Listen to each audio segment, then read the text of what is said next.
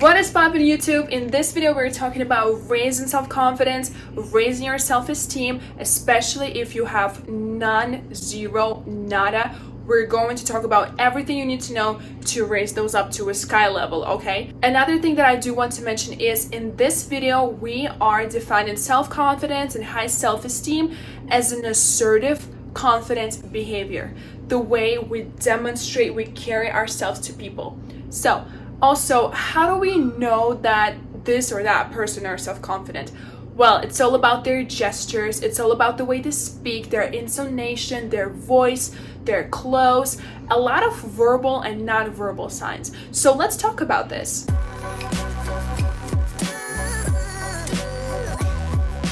What we will need to start off is actually smoke and mirrors, fake it till you make it and being delusional. I know for some of y'all this may sound weird, but the way we start building this self-confidence and this high self-esteem, especially if you are at the moment of your life right now when you are on like zero ground levels, basement levels of your self-confidence journey, is that you do need to fake it till you make it. You do want to be delusional in a lot of cases. And we are actually starting to believe that we are self-confident when we see it through eyes of other people. When other people start to perceive us as assertive, as self-confident, as people with high self-esteem, we start believing it through eyes of other people. And this is how you start building your self-confidence. Now, moving on to assertive behavior, assertive, confident behavior.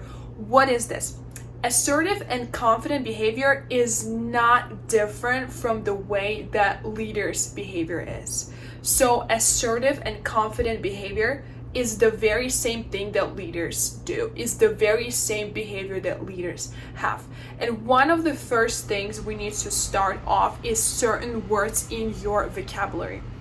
You need to remove words like, I think this, and that, or I believe this, and that. Or, I'm not sure, but I think this, and that. All those words demonstrate uncertainty. And if you want to be perceived as a leader, if you want to behave as a leader, you actually need to remove those words from your vocabulary and start using more critical, strict words, categorizing words in your speech, just like leaders do. Your speech, it can be a little softer, it can be a little louder, it's up to you. It does not really matter, although when you are speaking a little bit quieter, that makes people listening to you, listening to what you're talking, because when we're speaking quietly like this, people are like, oh, what is she talking about? What are they talking about? So they actually start listening to you more attentively than they would if you were speaking louder. The next thing is the pitch of your voice and your intonation. Your speech, the way you talk, needs to be emotional. When you're speaking like, my name is Sophia, I'm 23 years old and I'm here with lip injections, cannot even open my mouth properly. Nobody will care about what you're talking about. You gotta move your lips, okay? You cannot speak like a robot like this. You cannot, this just shows the lack of self-confidence. You are afraid of opening your mouth. Like, what is this?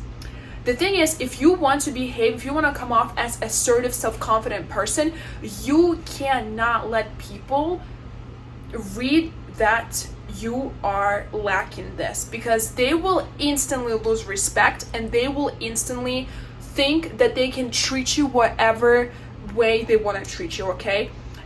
When we are behaving as leaders, and as I had said before, being a leader, like leader behavior and behavior of an assertive person is the very same thing. When you are a leader, when you behave as an assertive person, other people are almost afraid of you. I don't want to say that in a bad way, like they're terrified of you, like you look horrible or something. No, they are afraid of you in a way that they're not going to come to you and ask for stupid favors. Oh, you know, can you do this for me? Can you do that for me? Can you run 3 miles over to the southwest whatever street, bring me this thing? Oh, can you please bring me that bike? They're not gonna do this to you, okay? Because they know, they see people who they can ask this for, and they see people who they're not going to because they know you may say no. And a lot of people who are not confident, they cannot say no. being lack of friendship, lack of connections, lack of self-esteem, lack of self-confidence, lack of you name it, whatever. A lot of people who are not self-confident will say, yeah, of course I will run that 3 miles to bring you that binder in somebody's office. But you will say, no thanks, I'm good, because you're self-confident. So people sense this, and they will be, again, when I say scared, I don't mean that they will be terrified of you. They just will set some sort of boundaries of what they can tell you and what they cannot tell you, because they know they cannot play with you. You are not the one to play around with. They can go play around with the other person who is like, yeah, okay, do you want, yeah, I'll go ahead and bring it. And they come to you like, you know what? I think you can give them a call. I think you're still working. Do you need their phone number? Okay. Because that's going to be you. Confident person, minding your own business. No one will dare come at you, asking you for dumb favors, doing some stupid stuff to you, talking like invading your boundaries, breaking your boundaries. They will not be able to afford it, because you're not the one to play with. And your voice has a lot to do with this. Again, if you need to move your lips, you need to pronounce these words, you need to speak confidently, at least to come off as a confident person. Moving on to the next thing is the way you walk and the way your gestures are. So I'm giving you a little homework, okay? For girls, you want to watch movies with girl leaders. You can watch something like Margaret Thatcher, or you can watch something like Devil Wears Prada. Those are movies that will help you see what this confident women, how they walk, how they talk, how their gestures were, how they move their hands and stuff like this. For guys, I really recommend movies like The Gentleman. And another movie is not a movie, it's more like a biography. You guys can watch movies about leaders like Napoleon, about Trump. Take Trump, especially when I'm talking about speech. Their biographies and videos of their interviews and stuff like this. This will definitely help you see how they carry themselves to this world, how they behave. The next step is clothes. There are certain people who don't really care what they look like. They are super self-confident. They're super secure. They have a very high self-esteem. Even if they are in the fanciest restaurants and they come with the regular casual clothes, they feel themselves incredibly confident around all these people who came in G-Wagons, wearing Rolexes and stuff like this. They will still feel themselves super confident. However, if we are not quite at this level, we do need to, again, fake it till we make it. If certain clothes helps you feel better, if certain clothes helps you feel more confident, wear it, buy it, dress and feel confident. Dress the way to feel confident. Next up is super important. Do not compare yourself to other people. Only compare yourselves once. Feel that feeling of anger, dissatisfaction once. Realize that tells you what are some areas of your life that you need to work on, and walk your way. Do not follow these people. Do not compare yourself to them. If you feel really bad, especially now in the era of social media and stuff, unfollow people who make you feel horrible, okay? Do not kill your mental health. If you feel like this is not giving off good vibes and you're seeing this in your feed every single day, stop. I don't know why you're doing this to yourself. Stop. Do not do this. Stop comparing yourself to others. Walk your own way. Soon as you start comparing yourself to other people too much on a regular basis, you dissolve yourself in their personality. Do not do this. You can compare yourself to other people to inspire, to see, oh, she does it that way, that is so cool, or oh, this person does it this way, maybe I can try that as well. Only to inspire yourself and move back to your road and walk your way.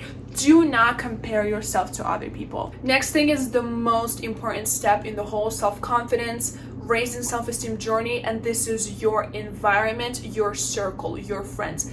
If your friends are constantly bringing you down and they're constantly criticizing you, especially when you didn't ask for their opinion, if you have people in your circle who are like, you know what, you look extra fat today, or I don't think you are actually able to do this. Have you thought of it really well? Have you thought it through?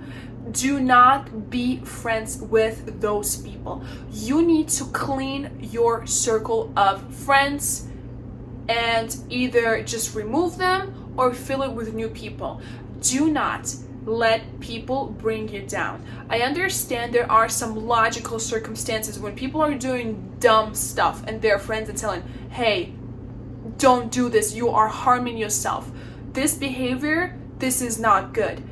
And that's okay. That's okay. This is what our friends made for. They're there to support you. They're there to make you a better person. But if your friends are constantly pulling you down, are constantly criticizing you, get rid of them. There are 8 billion people on this planet. Trust me, you will be able to find somebody else.